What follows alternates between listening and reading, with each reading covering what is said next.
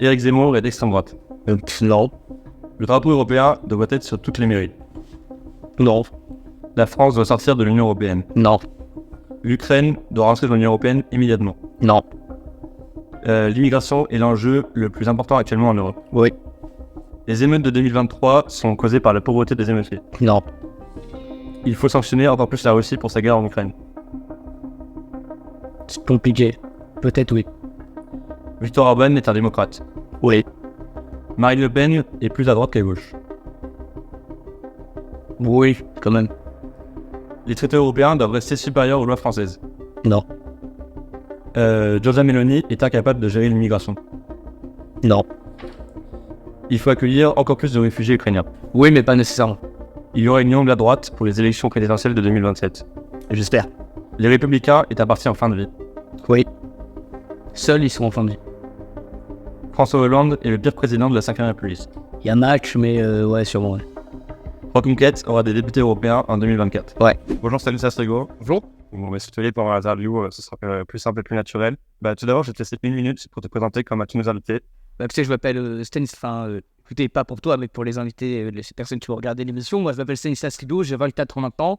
Je suis porte-parole d'Éric Zemmour et président du mouvement Jeune Génération Z.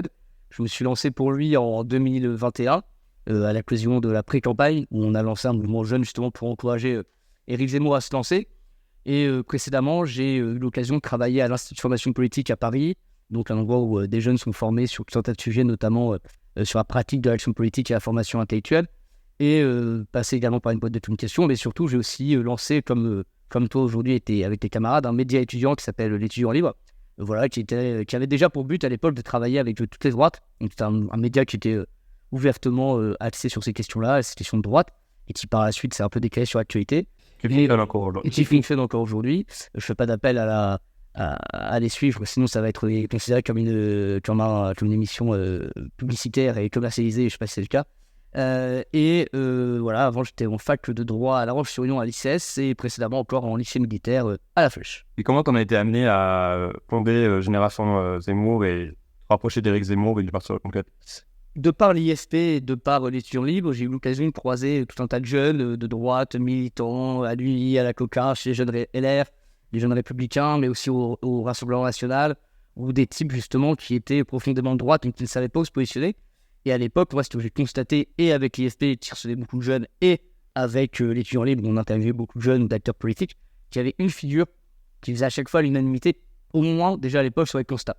Et cette personnalité, c'était Éric Zemmour. Et en fait, en réalité, certains reprochaient à Marine Le Pen d'être rose à gauche sur des questions, économiques. Certains reprochaient au LR un manque de courage sur les questions identitaires, etc., etc., etc. Et le seul qui faisait à l'époque ce point de jonction entre tous ces jeunes, c'était Éric Zemmour. Et donc, moi, je me suis dit, au moment où j'entends les premières rumeurs de candidature, qu'il fallait lancer un mouvement, et un mouvement qui a très bien fonctionné. C'est-à-dire qu'on a le droit de faire beaucoup de reproches à la campagne d'Éric Zemmour, mais je crois qu'il y a 3 reproches qu'on ne peut pas faire, on y reviendra peut-être.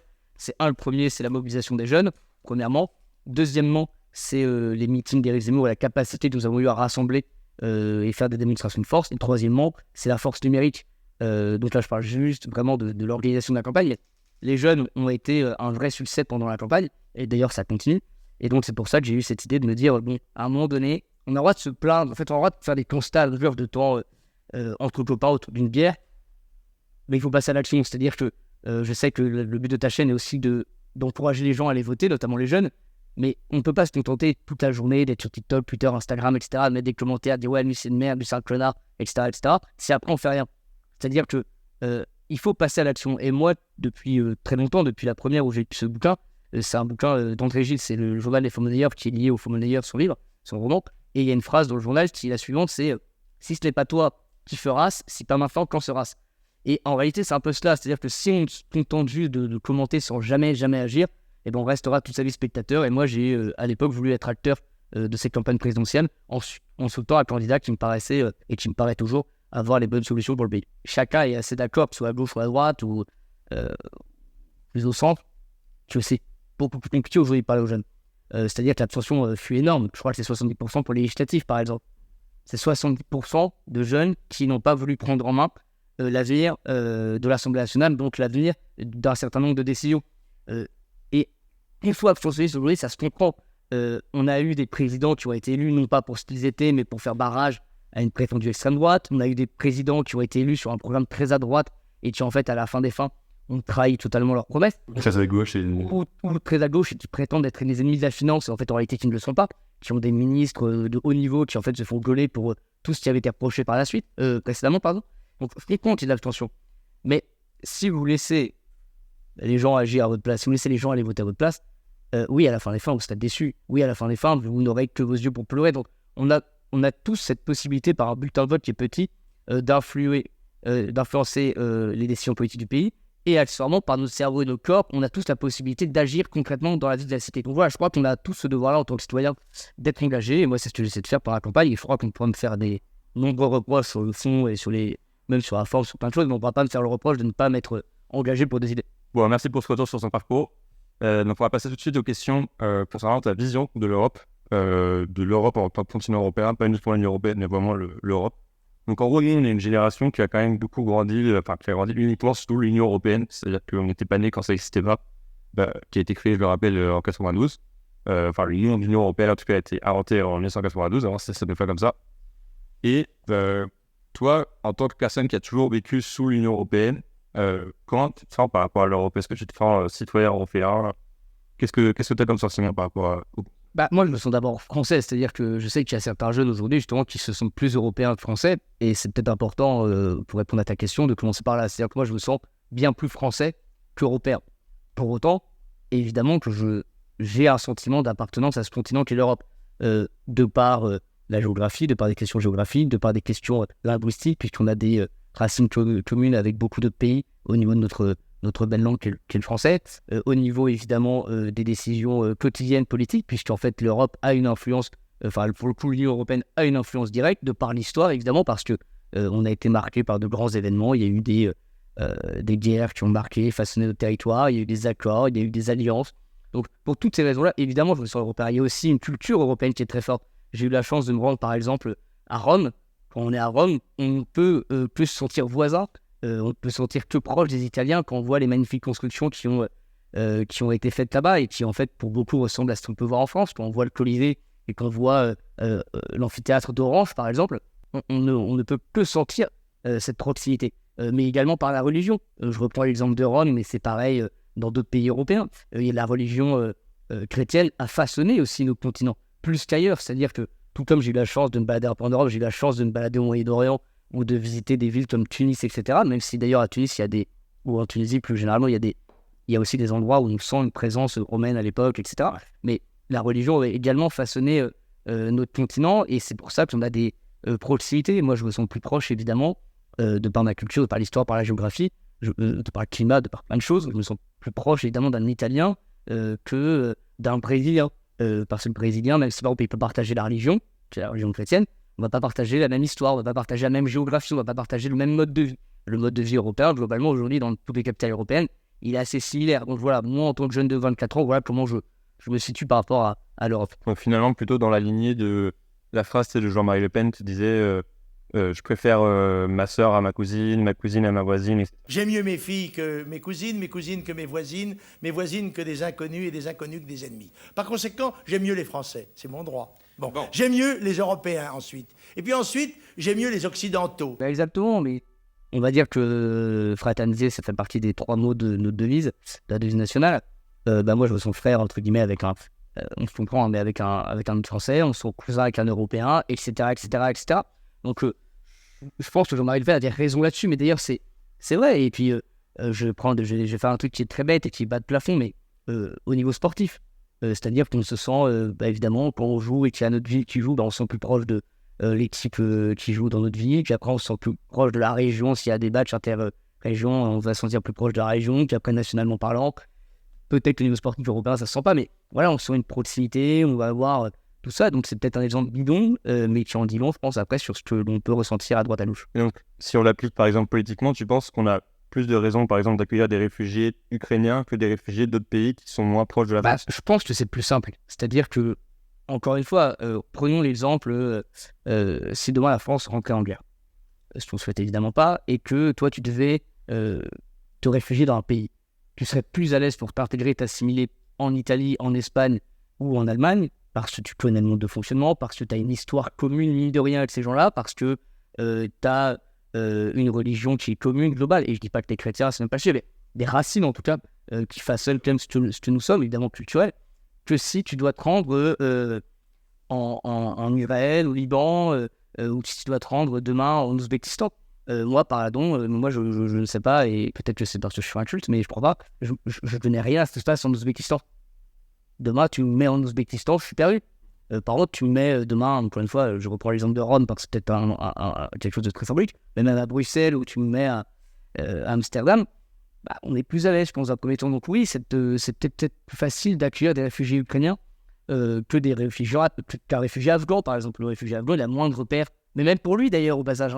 Le réfugié afghan, il est moins à l'aise en société, et d'ailleurs, l'actualité nous le montre parfois, dans la société française, que s'il allait dans des pays limitrophes qui entourent l'Afghanistan. L'Europe aujourd'hui, elle est représentée, on va dire, par l'Union européenne. En tout cas, c'est l'instance de collaboration entre la majeure partie des pays de l'Europe, en tout cas les pays qui sont proches de nous. Toi, comment tu te sens par rapport à l'Union européenne? Est-ce que tu penses qu'elle trahit ta vision que tu nous expliquais de la culture, de la civilisation européenne? Je me sens un peu mal à l'aise parce que déjà, la plupart des gens qui prennent les décisions au niveau européen ne sont pas élus. On ne les a pas choisis. C'est-à-dire que les députés européens, même s'ils ont un poids, ils peuvent voter sur les textes. À la fin des fins, c'est pas eux qui vont les proposer, etc. Donc il y a un sujet là-dessus. Deuxièmement, il y a quand même un sujet idéologique. Des gens au pouvoir aujourd'hui en Europe ont une vision ultra-fédérale de l'Europe. Troisièmement, il y a un sujet de supériorité du droit européen sur le droit français.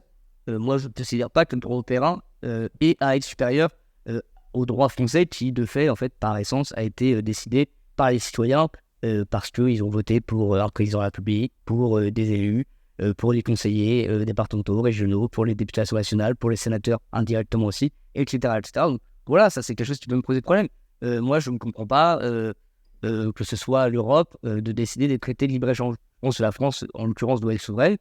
Qu'il y ait évidemment des projets communs européens, et ça a toujours existé, bien sûr. Qu'il y ait à un moment des ententes, évidemment. Qu'il y ait un travail commun, évidemment. Mais je ne suis pas sûr que ce soit à l'Union européenne, de tout décider. Tu nous as dit tout à l'heure que tu étais pour rester dans l'Union européenne, évidemment. Le programme de reconquête n'est pas encore sorti, mais est-ce que tu peux nous donner un peu les grandes lignes de la politique de reconquête, aussi du programme de Zemmour à la présidentielle, par rapport à l'Union européenne? Pour commencer, je dirais que contrairement justement au fédéralisme dont je parlais, nous on est pour une Europe des nations, premièrement. Donc voulu justement, alors je sais que tout le monde le dit et le répète à longueur de temps, mais voulu à l'époque par le général de Gaulle, parce qu'aujourd'hui tout le monde se réclame du gaullisme, tout le monde aujourd'hui se réclame du général, et je pense que certaines personnes qui le reprennent doivent le faire se retourner dans sa tombe, mais bon, qu'importe, ça c'est un autre sujet. Deuxièmement, c'est ce que je te disais à l'instant, la supériorité du droit français sur le droit européen. Troisièmement, être capable, malgré ce que dit l'Union européenne, de gérer par exemple nos frontières. On considère que c'est quelque chose de régalien et qui dépend de l'État français, notamment aussi sur les questions de libre-échange. Je trouve qu'à cause de l'Union européenne, on a plus de contrôle sur nos frontières aujourd'hui. Pas moins. Tout comme sur les traités de libre-échange, on ne peut pas parler d'écologie à longueur de journée.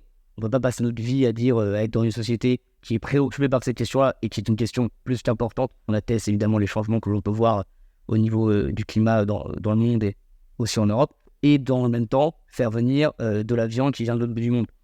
Tu vois, moi, c'est juste des questions de bon sens. C'est pas que des questions, en fait, à la fin des fins ultra techniques et complexes. À la fin, c'est des questions de bon sens. On a des éleveurs, on a des producteurs en France, mais pour le coup également en Europe. Privilégions les circuits courts, privilégions notre voisin à notre ami canadien ou qui vit en Argentine sur ces questions-là, sur les questions agricoles, sur les questions d'élevage, etc. Il y a aussi une question sur la contribution de la France à l'Union européenne qui donne plus qu'elle ne reçoit de l'Union européenne. Donc, moi, j'entends par exemple des fervents défenseurs de l'Union européenne dire « Oui, mais l'Union européenne finance ça. » Oui, mais vu qu'on dépense plus d'argent de l'Union européenne qu'on en reçoit, à la fin des fins, l'argent qui est donné à l'Union européenne et qui est reversé en France, c'est l'argent des Français. L'argent que l'on donne à l'Union européenne, elle ne sort pas de nulle part. C'est pas nos amis députés européens ou le gouvernement français qui a sorti de sa poche, qui ont sorti de leur poche, de l'argent pour financer tel ou tel projet à la fin des fins. Donc c'est l'argent des Français, donc il y a aussi des questions là-dessus. Et tu penses que les avantages non monétaires qu'on pourrait avoir par rapport à l'Union européenne ne compensent pas non plus l'exemple qu'on donne? Évidemment qu'il y a des avantages. Le fait justement d'être une union et d'être en alliance avec ces pays-là, d'être en paix, parce qu'aujourd'hui, ça paraît normal d'être en paix. Enfin, en tant que toi, comme moi, en tant que jeune Français, on a toujours connu la paix sur notre sol et sur le continent européen. Et justement, c'est pour ça qu'il y a eu un énorme choc également, parce que des guerres, il y en a partout dans le monde. Mais c'est pour ça qu'il y a un grand choc aussi par rapport à ce qui se passe en Ukraine. Mais évidemment que l'Europe aussi facilite, l'Union européenne facilite aussi les relations entre les États, facilite le bon fonctionnement, facilite cette cohésion justement européenne. Mais je ne crois pas en tout cas qu'il faille aller vers un État fédéral, vers une Union européenne fédérale. Et je ne crois pas non plus que ce soit à Bruxelles ou à Strasbourg de tout décider, notamment pour les Français. D'ailleurs, la défiance des Français à l'égard des politiques, elle est très forte à l'égard particulièrement des instances européennes. S'il y a eu un grand mouvement, alors plus dans les années, vous allez me dire 2015, 2016, 2017, mais de Frexit, de doutes, de questionnements là-dessus, qui d'ailleurs pour certains qui sont complotistes et d'autres qui ne le sont absolument pas, c'est aussi légitime parce que justement les personnes qui nous dirigent de là-haut, entre guillemets, on ne les connaît pas, on ne les a pas, élus, et tout ça légitimement interroge les gens, et puis c'est un fonctionnement très compliqué à suivre, et d'ailleurs, il y a peu de gens, quand tu as de mon âge, qui sont capables d'expliquer comment fonctionne exactement l'Union européenne, même si je sais qu'avec ta chaîne, tu contribues à démocratiser tout ça. Pour le fait que l'Union européenne, et on en parle au sein de l'Europe, voilà, ça. Je fais une transition, tu parlais d'écologie tout à l'heure. On voulait t'en parler justement parce que du fait des médias qui vous intéressent pas souvent là-dessus et de votre parti qui ne mettent pas forcément en avant, en tout cas manque de tel, vous parlez pas énormément d'écologie, enfin on vous entend rarement sur ces sujets. Du coup, je voulais avoir un peu ta vision là-dessus. Déjà, première question, c'est comment toi tu te sens par rapport à la crise climatique? Est-ce que tu dirais que tu es inquiet? Il y a ce terme d'éco-anxiété qu'on entend beaucoup en ce moment. Tu ressens ça ou tu es assez serein et je pense qu'on va s'en sortir d'une manière ou d'une autre? Préoccupé, évidemment. Bien sûr, c'est une question importante, c'est une question qui revient beaucoup. Éco-anxiété, c'est pas un mot que je reprendrais parce que je ne me couche pas le soir comme Solomon Rousseau en étant peut-être en transe ou en sueur sur le sujet.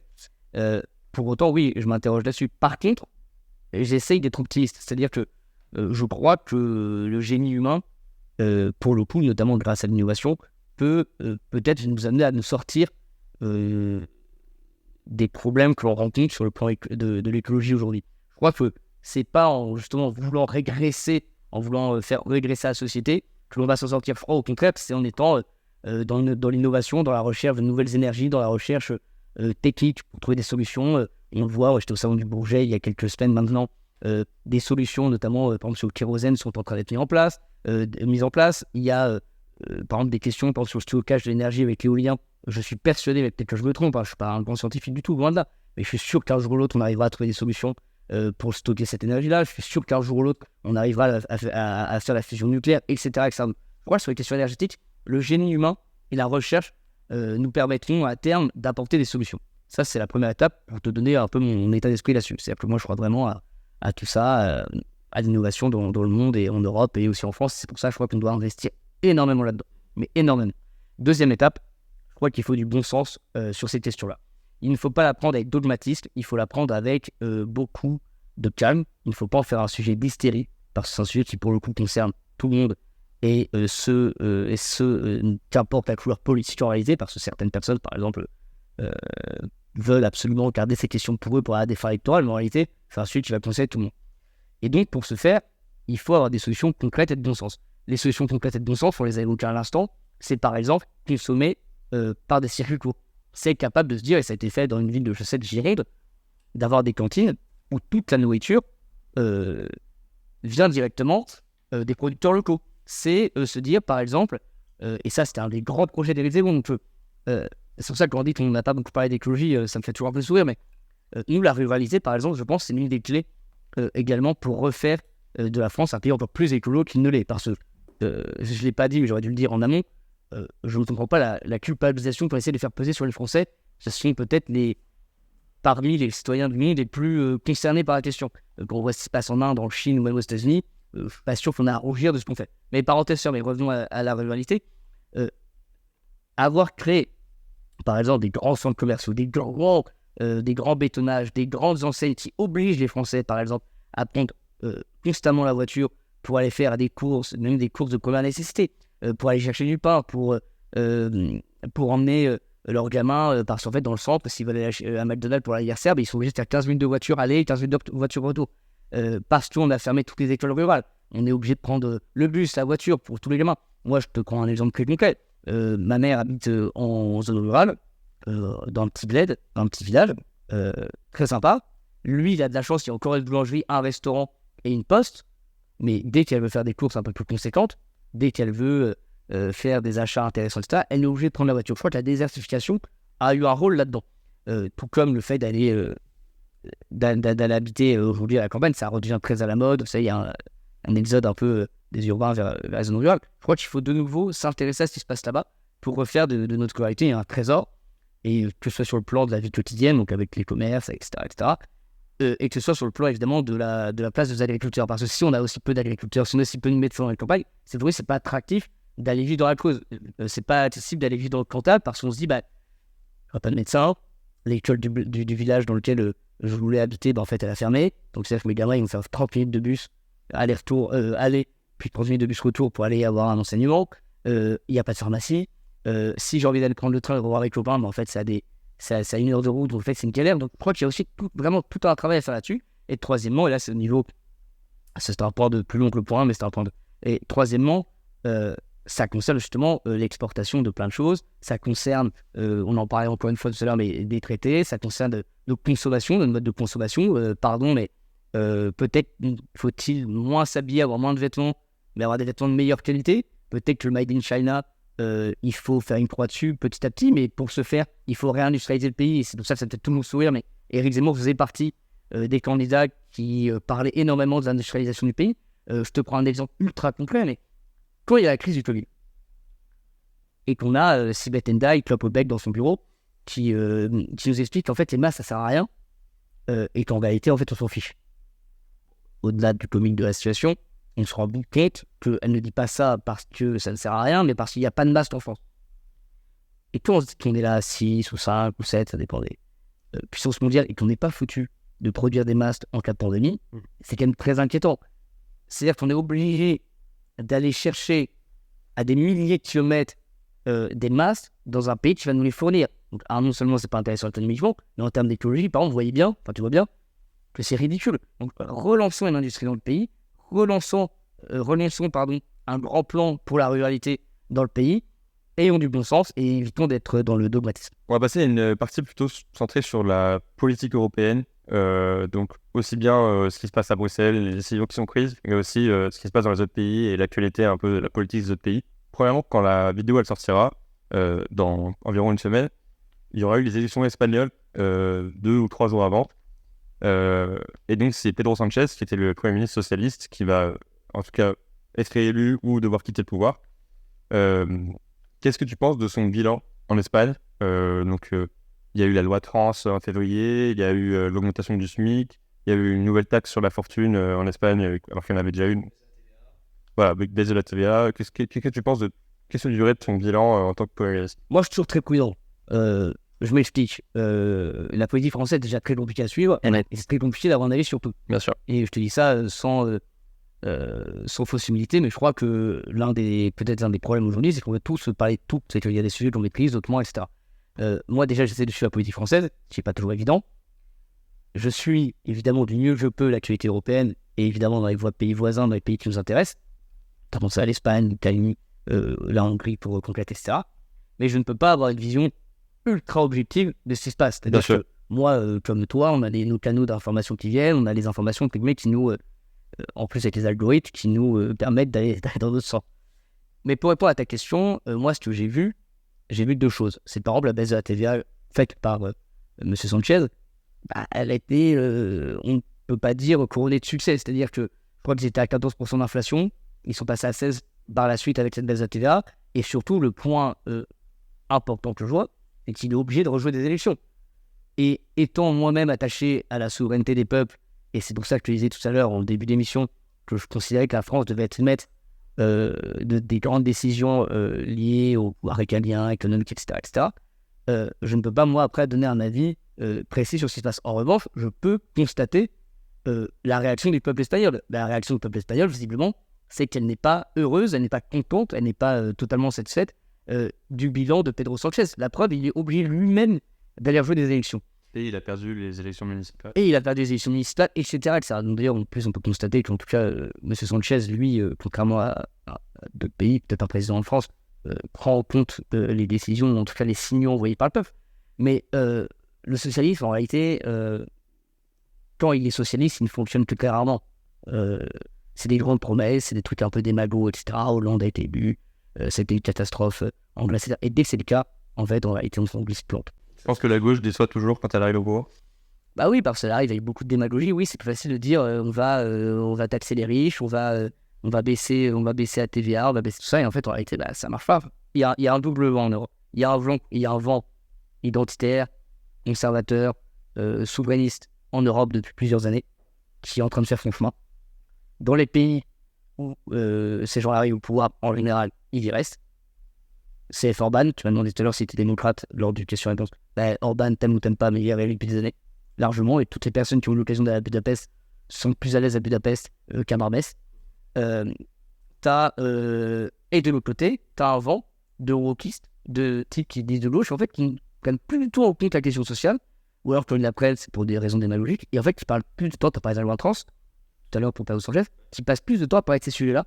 Donc, est-ce que, en fait, quand t'as 6 ans, tu dois jouer avec une Barbie, ou est-ce que tu dois jouer avec un ballon de foot? Est-ce que, en fait, en réalité, tu as le droit de changer de sexe ou pas, etc., etc. Parce que là, on rigole et tout, c'est des caricatures, mais en 2013, quand il y avait des grands sujets sociétaux en France, que certains gens de mon camp disaient ça, on se foutait de leur gueule, on disait arrêtez, c'est pas vrai, ça arrive pas. Et tous les jours, t'as une actualité délirante sur le wokisme, mais qui, en fait, sont à mourir de rire.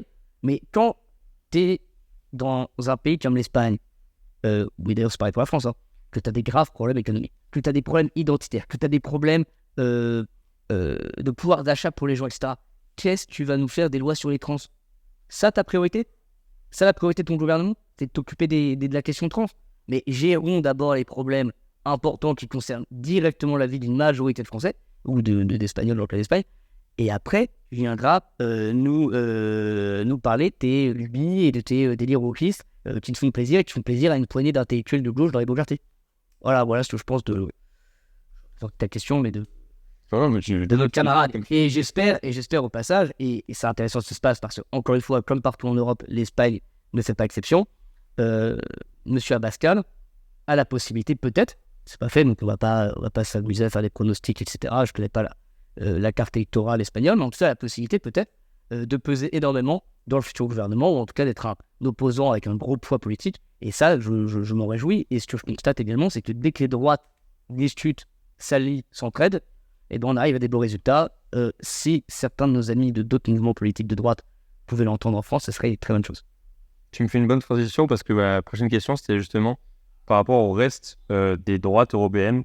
Je pense à du coup Orban, qu'on a déjà évoqué, Meloni et sa coalition des 3 partis de droite italiens, même d'autres pays nordiques comme la Suède, la politique d'immigration du Danemark, qui est pas de droite, mais qui a quand même une politique identitaire qui est marquée à droite. Alors, eux, justement, contrairement aux autres gens de gauche ou wokistes, etc., en France, en Europe, pardon, ou d'autres centristes, libéraux, etc., eux ont compris, ils se sont dit un truc très simple.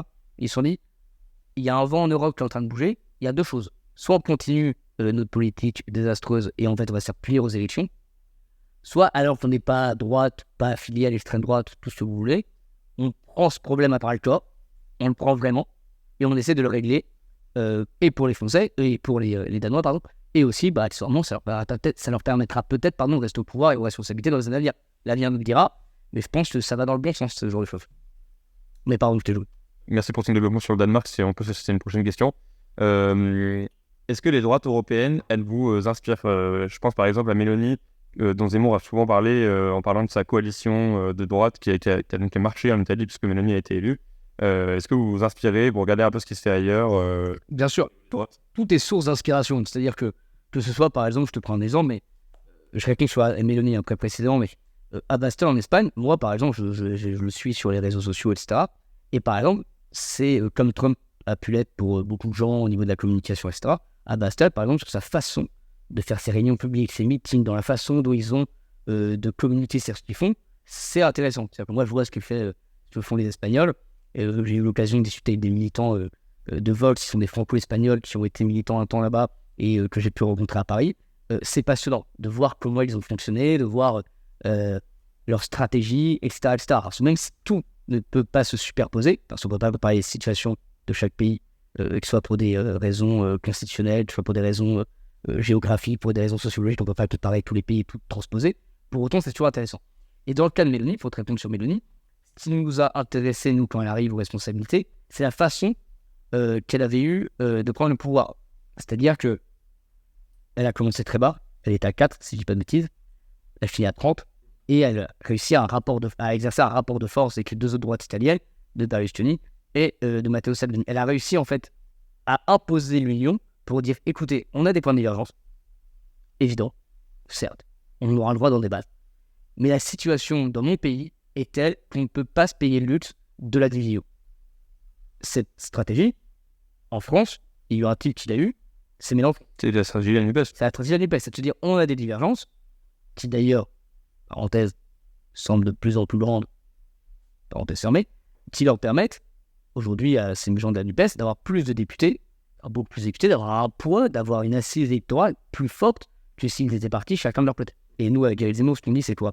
C'est que l'union est nécessaire, pour accéder au pouvoir au moment des seconds tours. C'est-à-dire que le premier tour, on a le droit de choisir. Ça, c'est une chose. Mais au deuxième tour, il faut évidemment s'allier, parce que nous, on n'a pas le même système que l'Italie. Donc, c'est au deuxième tour, nous, qu'on n'a pas le choix de s'allier. Évidemment, si on pouvait le faire au premier, avoir une grande force, un grand travail commun sur les programmes et s'allier, bon, ce serait formidable. Mais au moins, il faut le faire au deuxième tour. Et deuxièmement, pour gouverner. C'est-à-dire qu'aujourd'hui, je crois que les trois partis de droite complètent le Rassemblement national, que je t'attends quand même à droite, hein, même si eux réfutent l'étiquette, et encore ça dépend, parce qu'en fait, tu poses la question à un mec du RN, s'il est de droite ou de gauche, il est de droite, donc ils peuvent s'amuser à dire, il n'y a pas de clivage droite-gauche, mais en réalité, ils disent de droite. Parenthèse, ça va également.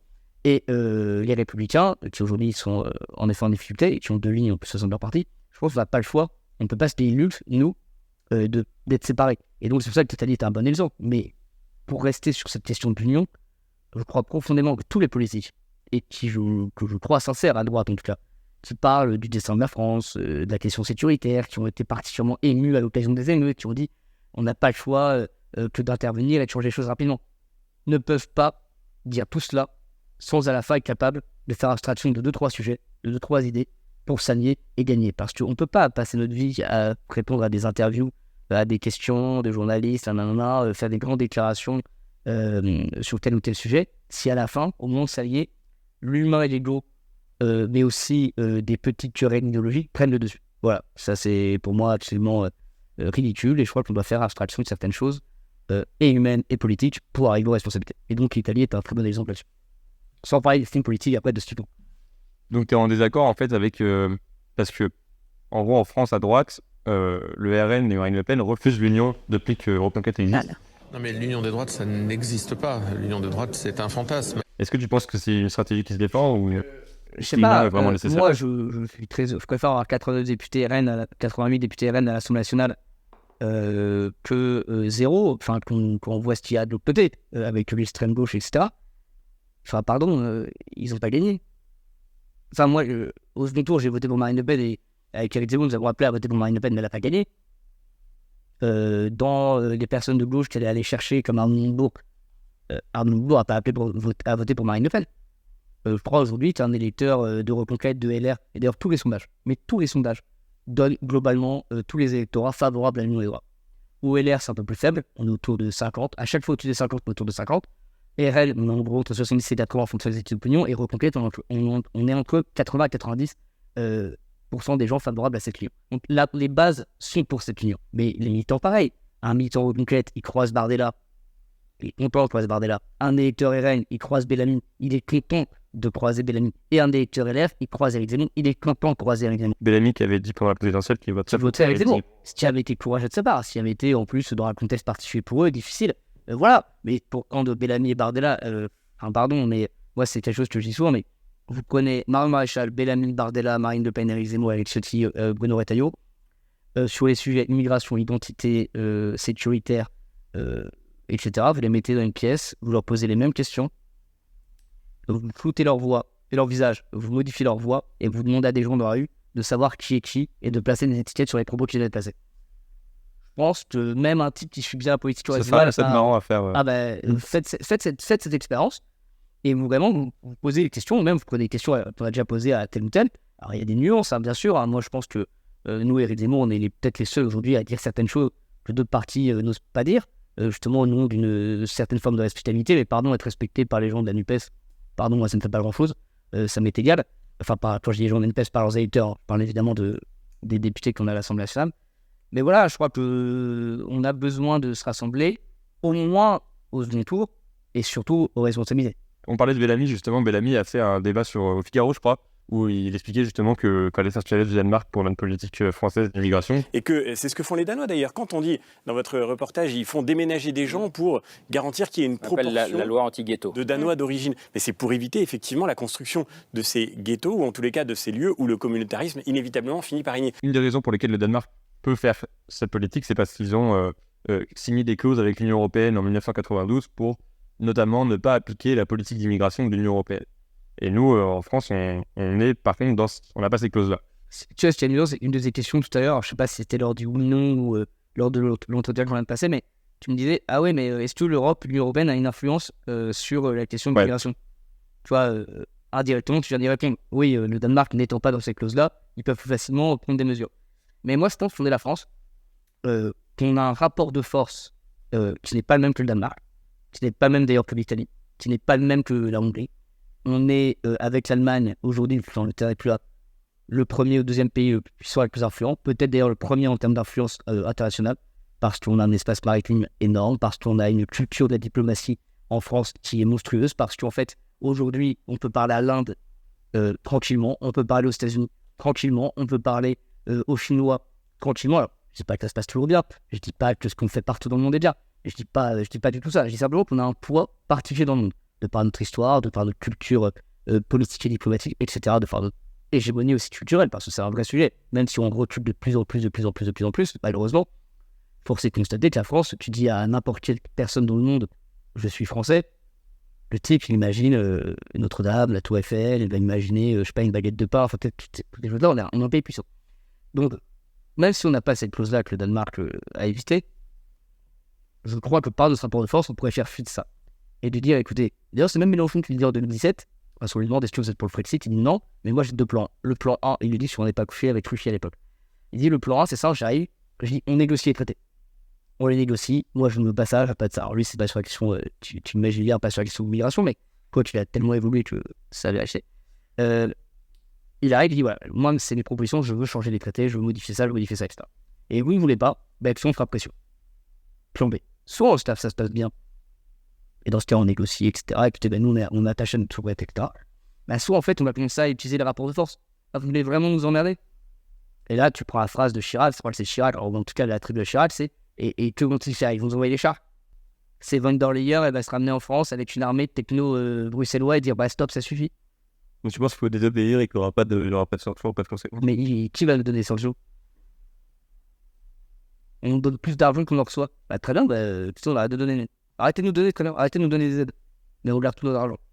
Je crois qu'il y a aussi ça qui rentre. Et encore une fois, je ne te dis pas qu'il faut sortir de l'Europe, de l'Union européenne. Parce que, preuve en est, un pays comme la Hongrie, sur la question identitaire, sur la question des frontières, sur la question de la sécurité, etc., ils sont souverains. Encore une fois, Budapest, je reprends l'exemple de Budapest parce que ça a un endroit qui est magnifique en plus, mais tu peux laisser ton téléphone sur la table à Budapest. Tu peux aller te laver les mains et laisser ton téléphone sur la table.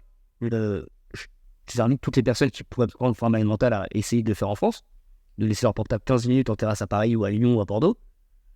Il y a des vendeurs qui diront monsieur, je l'ai oublié, mais globalement, je ne suis pas sûr qu'il reste à l'endroit. Voilà. Donc, on a des solutions. Je crois qu'on a des rapports de force à exercer. Il y a on peut le faire soit par rapport de force, soit par négociation.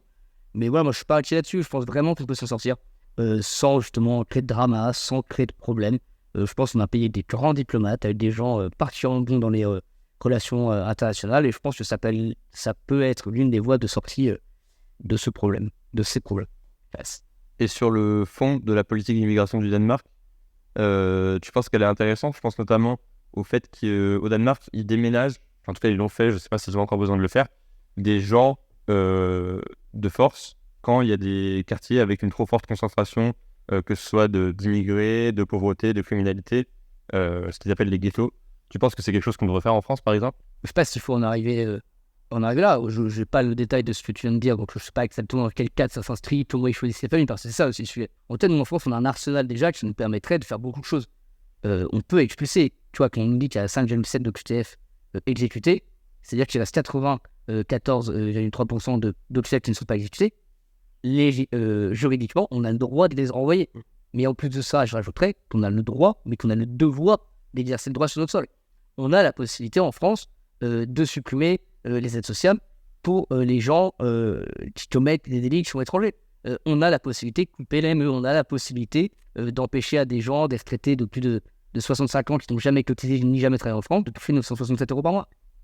Autant que disent que des agriculteurs ont à peine 500 euros alors qu'ils sont actifs. On a des possibilités en France concrètes. On a la possibilité, quand on est la France, d'avoir une politique dissuasive d'immigration dans les pays de départ. On a la possibilité d'aller dire à des Tunisiens, des Marocains, des Algériens, on a la possibilité de leur dire, écoutez, en fait, la France, c'est pas un Eldorado, en fait. La France, c'est pas une cantine, c'est pas une cantine publique. La France, c'est un endroit où il y a des règles, où il y a des lois, où la préférence nationale sera appliquée parce qu'en réalité, quand on est français et qu'on a cotisé toute sa vie, travaillé toute sa vie, écoutez, on a plus de droits que quelqu'un qui n'a jamais cotisé ni jamais travaillé en France, etc., etc. Et d'ailleurs, et pour nous, ce serait une meilleure chose, et je pense même que ce serait une meilleure chose pour eux à terme, parce que le nombre de gens qui débarquent en France, parce qu'on leur a dit, tu vas t'enrichir, tu vas toucher des aides, etc. Et en fait, qui à la fin sont pas heureux, malheureux, et quand on les planque après à la Chapelle, Porte de la Chapelle, dans les quartiers de Marseille, où c'est en effet des ghettos, pardon, mais qu'ont-ils gagné ces gens-là? Qu'ont-ils gagné? Peut-être qu'ils gagnent une aide sociale, peut-être qu'ils ont réussi à s'implanter un trafic de drogue et envoyer de l'argent par Western Union. Très bien, mais qu'ont-ils gagné? Franchement, on a un continent qui est l'Afrique, qui est peut-être le continent de demain, à développer, et c'est pas en faisant partir leurs ressources humaines qu'on va réussir à faire à ce qu'ils vont réussir à développer leur continent. Donc voilà, je crois que pour eux comme pour nous, c'est une meilleure chose que de limiter drastiquement, voire la stopper, l'immigration. Cette année, mais comme tous les ans, il y a pas mal de naufrages de bateaux de migrants en Méditerranée. Il y en a eu un il y a un mois en Grèce, où il y a eu environ 80 morts. Qu'est-ce que tu penses? Parce que je pense que tout le monde est d'accord pour dire que c'est des drames et qu'il faut l'éviter. Qu'est-ce que tu penses qu'il faut faire pour éviter ça? À droite, en général, les gens proposent de, en gros, afficher le message que la France n'accueille personne. Comme ça, les gens ne tenteront pas la traversée. Tu penses que c'est vraiment une solution? Mais moi, ces gens-là, les responsables de tout ça, c'est évidemment les politiques en place en Europe qui ont refusé d'être fermes sur la question migratoire, c'est vrai.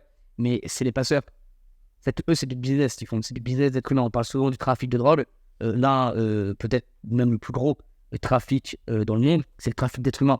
Pardon, ça, c'est le trafic d'êtres humains. Ils se servent, ils profitent de la pauvreté, de la situation parfois de détresse, pas toujours, mais parfois de détresse de personnes sur le sol africain pour les faire venir, et ils profitent de la faiblesse des États européens pour imposer ces bateaux-là. Mais par exemple, l'Ocean Viking, le message envoyé avec l'Ocean Viking, c'est traverser la Méditerranée, il ne vous arrivera rien, et une fois en France, vous serez logé, nourri, installé, s'il le faut, dans des hôtels sur la Méditerranée. C'est ça le message envoyé. Et d'ailleurs, un message incohérent, parce que je ne sais plus en quelle année exactement, mais quand Macron refuse l'Aquarius, là, le message envoyé, c'est non, vous ne serez pas accueillis dans le pays, en fait. Vous n'avez pas demandé à venir, nous ne vous avons pas demandé de venir, donc vous ne venez pas. Là, c'est clair. Et en fait, dans ce cas-là, tu n'as plus de bateau qui débarque. Je crois qu'on doit taper très fort sur ces passeurs. Je trouve qu'on joue trop sur deux jambes et ça fait que les gens se disent peut-être mais que ça, j'ai une chance. Ça, c'est du Macron. C'est qu'il passe de l'Aquarius, c'est non, donc un peu de fermeté, à l'Ocean Viking, c'est oui. Mais pardon, c'est quoi le message envoyé aux passeurs et aux pays de départ et aux habitants des pays de départ? C'est ridicule. Je crois, encore une fois, que nous devons avoir des politiques dissuasives d'immigration, premièrement, et que deuxièmement, il faut aller taper les passeurs. Mais là, pour le coup, ça doit être au niveau international qu'on doit aller choper ces types-là. Parce qu'ils profitent encore une fois de la misère et de la faiblesse et des continents européens et de la misère, parfois, souvent même, des pays de départ, pour nous imposer une immigration de masse, et eux pour se faire de l'oseille. Parce qu'il faut dire les choses. En fait, c'est pas des humanistes, et les ONG qui pillent des passeurs sont aussi évidemment coupables. Et les mairies françaises comme Paris, qui financent les associations comme les Méditerranée, sont également coupables des malheurs qui se passent. Mais en fait, c'est des petits pyromanes, ces gens-là. Ils encouragent les départs, il y a des drames, et après, ils vont nous expliquer qu'il faut accueillir encore plus. Mais non, c'est l'inverse, c'est en accueillant moins et en faisant comprendre qu'il ne faut pas faire venir ces personnes-là, qu'on sauvera ces gens-là. Tout comme rapatrier les pauvres, il faut les rapatrier et respecter le droit maritime dans les ports les plus proches. Quand on accueille l'Ocean Viking, nous, à Toulouse, alors qu'en réalité, le port le plus proche est en Tunisie, quel message on voit tout. Donc voilà, je crois que ces gens-là sont des petits pyromanes, ils sont dangereux. Il ne faut jamais oublier que ces gens-là font que ça pour beaucoup pour des raisons soit idéologiques, soit monétaires, parce qu'on peut tous de l'argent. Les mecs, quand ils embarquent, tu as des familles de des pays de départ qui mettent toutes leurs économies à ces passeurs pour se trouver dans un ratio. Ça, c'est de l'humanisme. Moi, je pense que parfois un peu de fermeté, un peu de radicalité pour défendre et nos intérêts, notre peuple, est importante. Et je crois que pour eux, elle serait aussi bien. Et je finirai juste sur quelque chose. Évidemment que chaque vie perdue est un drame, bien sûr. Mais je crois également, et que ça, tous les chiffres le prouvent aujourd'hui en France et en Europe plus généralement, que l'immigration est aussi la cause de beaucoup de drames pour le peuple européen et pour notamment le peuple français. Donc il faut aussi être capable de voir ça. Et quand on sait que dans l'ocean making, par exemple, il y avait des types radicalisés qui étaient sur notre sol et qu'on les a perdus dans la nature au bout de 2 semaines, ben pardon, ça fait des types radicalisés dont on ne sait pas pourquoi ils sont venus en France sur notre sol. Moi, ça m'inquiète. On vient de parler de l'Ocean Viking. Il me semble que dans le cas de l'Ocean Viking, en fait, Tunis a refusé le bateau. Il y a... Et même pourquoi on ne refuserait pas? L'Italie a refusé. Tu vois ce qui se passe en Tunisie en ce moment avec l'immigration africaine qui arrive. T'as vu comment on traite le sujet? Mais ils ont raison. Mais c'est nous qui sommes faibles. Hein. La Tunisie, ils ont raison. Ils disent quoi? Ah ben, il y a des migrants, ils veulent juste passer chez nous et se barrer en Europe. Bénef. C'est comme si nous, en gros, on se disait, bon, pendant 3 jours, d'ailleurs, c'est ce qui se passe en Italie, hein, c'est pour ça que les Italiens, ils laissent passer l'immigration. Eux, ils n'ont pas d'aide sociale, ils en bénéficient pas là-bas, les étrangers. Ils viennent où? Ils viennent en France. Ils viennent chercher le travail, ils viennent toucher des aides. Et d'ailleurs, comment leur faire le reproche? Ils ont la possibilité de gagner 4 fois plus que ce qu'ils pourraient gagner dans leur pays, d'être logés, etc. Bon, mal logés, sûrement, souvent, mais quand même. Si on avait juste un passage où, en fait, pendant 2 semaines, bon, il y avait des migrants qui se barraient dans d'autres pays. Ah, mais t'inquiète pas, les Français ne seraient pas contre l'immigration, hein, c'est un truc de passage, durée 2 semaines, ça dérange vraiment. Mais c'est nous qui sommes faibles. Encore une fois, Tunis refuse. Mais le bateau, à ce moment-là, il est plus proche des clubs tunisiens que des clubs françaises. L'Italie a refusé, Rome a refusé. Et d'ailleurs, ce qui a donné lieu à un sketch absolument absurde de Darmanin à l'égard de Madame Mélanie, alors que lui-même a oublié que M. Macron a lui-même refusé à l'époque d'accueillir l'Aquarius. Donc, quand on refuse d'accueillir l'Aquarius, on a fait preuve d'un peu de fermeté normale et légitime. On devrait faire pareil pour tous les bateaux de migrants imposés par des ONG malhonnêtes, dangereuses et néfastes pour le monde et pour la France. Tu parlais de Darmanin à l'instant, là. Il a eu cette phrase par rapport à Mélanie, il disait qu'elle était incapable de gérer l'immigration. Qu'est-ce que tu en penses de ça? Bah, écoute, Mélanie, elle est arrivée au pouvoir. Enfin, elle est arrivée, ça fait moins d'un an qu'elle est aux responsabilités. Moi, je trouve que sur le papier, Mélanie a des mesures qui semblent intéressantes, etc. Mais je suis pas son porte-parole. Je ne vis pas en Italie. Par contre, moi, ce que je vois en France, en tant que petit français, c'est que M. Darmanin, il a la responsabilité depuis 6 ans avec ses copains macronistes, et que l'immigration n'a jamais été aussi grande dans ce pays, premièrement, et deuxièmement, que lui, quand il veut expulser un imam, il n'y arrive même pas. Voilà ce que je vois avec M. Darmanin. Moi, ce que je vois avec M. Darmanin, c'est qu'on a le taux d'expulsion d'OQTF le plus faible de l'histoire de France. Donc, que M. Darmanin s'occupe de son bilan, que M. Darmanin s'occupe de faire son travail de ministre de l'Intérieur, et après, il viendra se prendre pour le ministre des Affaires étrangères à commenter telle ou telle chose. Mais vraiment, je crois que s'il y a bien un ministère, il y en a beaucoup, un ministère où il faut travailler, hein, mais s'il y en a bien un qui devrait éviter de la ramener et travailler, franchement, c'est M. Darmanin. Parce que les donneurs de leçons à tout va, alors qu'ils n'arrivent même pas à gérer la situation dans ce pays, et encore une fois, gérer la situation avec notre propre droit, c'est pas des trucs à inventer, c'est juste appliquer le droit. Il applique le droit et il viendra donner des leçons de morale ici et là. Qu'est-ce que tu penses de ce terme d'extrême droite? Comment il est apparu? Et qu'est-ce qu'il veut dire au final? Moi, je te retourne la question. Que veut dire extrême droite aujourd'hui pour toi? C'est plus pour la formule, mais c'est un anathème utilisé à longueur de temps pour disqualifier un adversaire politique. Mais dès qu'on demande ce qu'est l'extrême droite à quelqu'un, en général, c'est vous êtes vous êtes méchant, vous voulez pas d'immigration, etc. Mais si ne pas être favorable à une politique migratoire ouverte aux 4 vents, c'est d'extrême droite, mais typiquement, les Danois sont d'extrême droite désormais, par exemple. Ça veut dire que quand Macron refuse l'Aquarius... Il y a des gens de gauche qui pensent que les Danois sont... Voilà, et c'est là où je vais y venir justement là-dessus, c'est intéressant. Macron refuse l'Aquarius, c'est l'extrême droite. Moi, je crois que l'extrême droite, elle se définit... elle peut se définir, en tout cas, elle est définie souvent comme ça. C'est des mouvements anti-républicains qui refusent de jouer avec ces règles-là, anti-parlementaires. Et jusqu'à preuve du contraire, nous, on accepte les règles de la République, on ne peut pas en changer contrairement à deux partis, et on accepte le jeu parlementaire. Et le fait est que quand on perd, on a perdu l'an dernier, on n'est pas allé dans la rue avec des fours pour s'en prendre aux journalistes de BFL, on n'est pas allé avec des fours dans la rue pour aller attraper Macron, on a accepté les règles. On respecte les règles de l'ARCOM sur les plateaux TV, on respecte de fait les règles juridiques quand ça concerne le fonctionnement d'une campagne électorale, etc. Donc, je crois que ça reste juste un anathème. Mais ce qui est intéressant, c'est qu'aujourd'hui, le terme extrême droite, il est employé par nos adversaires politiques, par LFI et la NUPES notamment, même pour qualifier Darmanin et Macron. Aujourd'hui, et on est le lendemain ou surlendemain d'une déclaration de Mélenchon, le président du CRIF, pour Mélenchon, est amalgamé à l'extrême droite.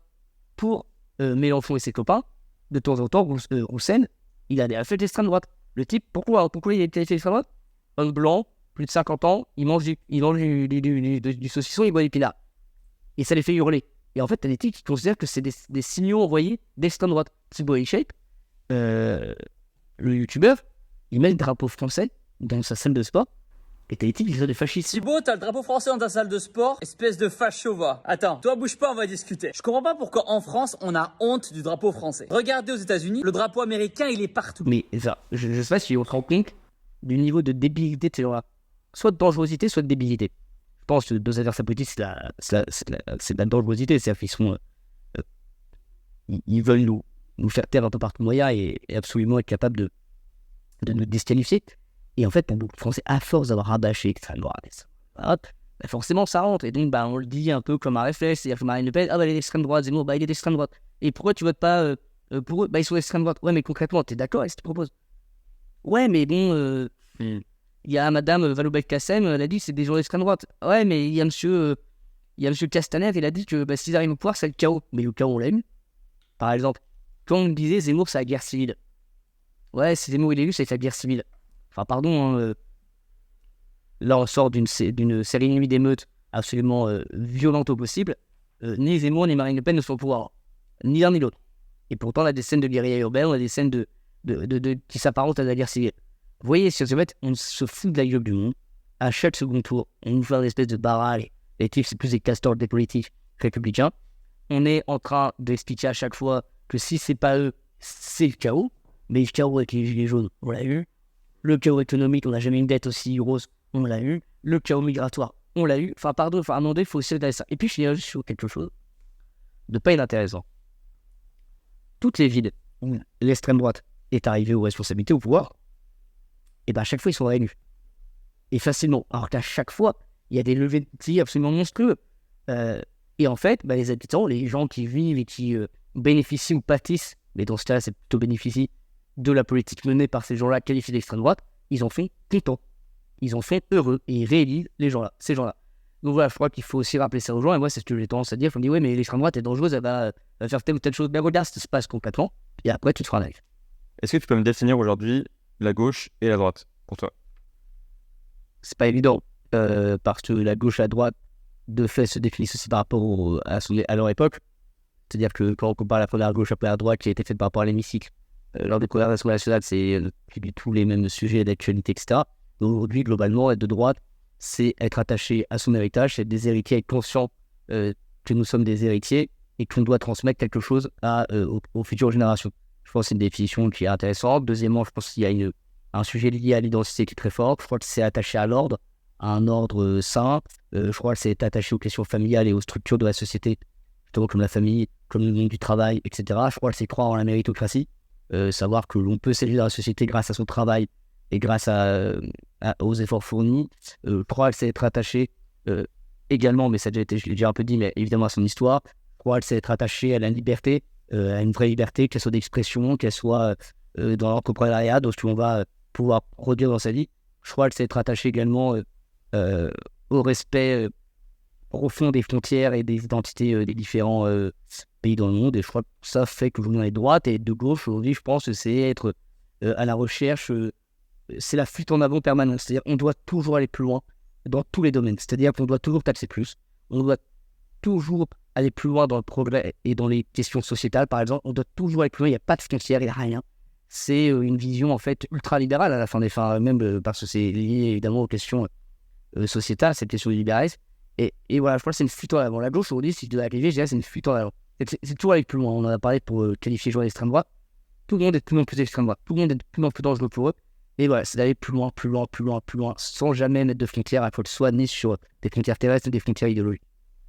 On va passer un peu du coq à l'âne, désolé. Tu disais tout à l'heure qu'en gros, si Éric Zemmour était élu président de la République, il désobéirait aux traités européens pour certaines clauses des traités européens. Est-ce que tu penses qu'il faudrait, même si c'est très compliqué, réviser ces traités européens? Oui, justement, je pense que c'est ce que je te disais, c'est que c'est pas de désobéir, c'est d'abord essayer de négocier, de voir ce qu'il est possible de faire. Et donc, si ça passe par la modification des traités, oui, je pense que c'est intéressant de regarder ce qui peut être fait. C'est très compliqué, c'est justement l'un un des soucis, mais je pense que c'est l'une des voies de recours possibles dans la façon dont on doit aborder les questions de l'Union européenne.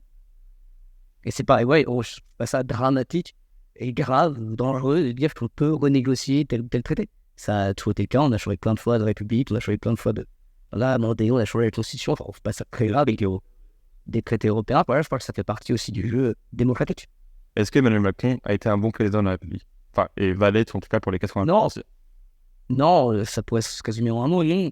Après, pourquoi? Parce que justement, il a été élu pour le coup avec un espoir en 2017. Il a été élu par contestation, enfin d'ailleurs aussi en 2017, mais il avait peut-être un peu d'entrain. Là, il n'en a plus du tout. Il a perdu de sa magie et de sa réussite que certains pouvaient lui accorder à l'époque. Aujourd'hui, plus du tout. Sur tous les sujets, on peut lui trouver des failles et des échecs. Au niveau international, il y a eu des humiliations en Australie, au Brésil, parce qu'en fait, on n'a pas assez de mémoire pour se souvenir de tous les échecs du macronisme. Mais je me souviens qu'en fait, un ministre des Affaires étrangères français se fait poireauter par ceux d'autres chez le coiffeur. C'est quand même une sacrée humiliation. Sur le plan migratoire, enfin, parle même pas. Enfin, c'est vraiment les fiascos se tombent sur le. J'ai passé même avec les pieds pour compter tous ces fiascos, mais de l'Ocean Viking en passant par l'affaire du Stade de France, les émeutes, etc., il n'y en a pas assez. Socialement, entre toutes les manifs gilets jaunes, les manifs sur la retraite, ça a été une catastrophe. Sur les sujets écolos, en fait, il se fait quand même défoncer par les écolos dans ce domaine-là. De façon sur l'aspect, le rapport des Français au pouvoir et à la démocratie, là, il est plus abîmé que jamais. Enfin voilà, je crois qu'il n'a pas été un bon président, il n'est pas un bon président, et je pense qu'il n'a pas compris ce qui se passe en ce moment. Et que en même temps, qui a peut-être été une bonne stratégie politique à temps, mène sa politique au chaos. Donc notre prochain invité, c'est Léon de Fontaine, le président des Jeunes communistes, et qui sera aussi la tête de liste aux élections européennes. Ça a été décidé il y a quelques semaines. Je vais te laisser lui poser une question, tu peux réfléchir, en regardant la caméra, qu'on va lui transmettre dans l'interview qu'on fera.